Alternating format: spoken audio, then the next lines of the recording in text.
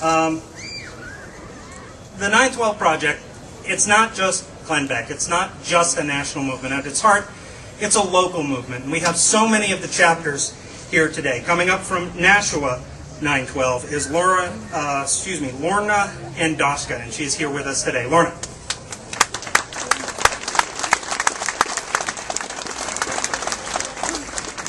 Hello. If any of you have not taken the Constitution quiz that we're running, please go take it. You can win a T-shirt or and a Victoria Jackson autograph. Okay. It is clear that the elected officials in both our national and state governments don't get it. But what exactly don't they get? Currently, it seems to be everything. But if one stops to think about it, the question arises, what is it that our founding fathers did get that the politicians of today don't? I'm not referring to the obvious traits of honor, humility, and sincerity, traits that today's politicians are lacking. But one must ask, where do those traits come from? What one thing do today's leaders lack that our founders had? The answer is wisdom.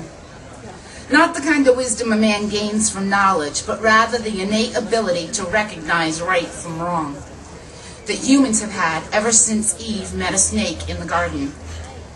True wisdom is spiritual. If not present in your heart, it will not be attainable. Our founding fathers revered wisdom. Thomas Jefferson said, "I hope our wisdom will grow with our power and teach us that the less we use our power, the greater it will be."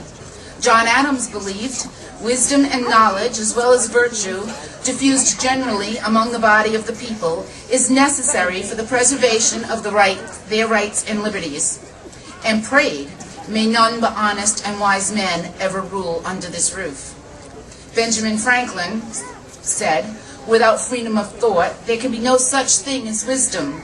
In fact, many of the wise sayings that he published were actually culled from the book of Proverbs, the very words of wisdom herself. Our founding fathers, through their faith, knew wisdom and honored her. They took her advice and recognized that the wisdom of man is fallible, and that only the Holy Spirit of wisdom could bring them to the enlightenment necessary to build a nation. It is written of wisdom in Proverbs 4:8, "Exalt her, and she shall promote thee. She shall bring thee honor when thou dost embrace her." The miracle of our Constitution is not that each of the founding fathers had wisdom in their hearts, for wisdom is attainable to anyone who is willing to admit that wisdom of man is folly compared to the wisdom of God. The true miracle is that God brought them all together in one moment in time. Just as he brought them together, so he brings us together.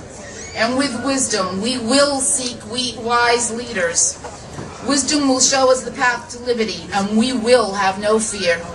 When we are accused of being what we are not, wisdom will tell us what to say. When we are held down, wisdom will lift us up. When we are persecuted, wisdom will give us strength. And when we finally get our country back, wisdom will help us keep it.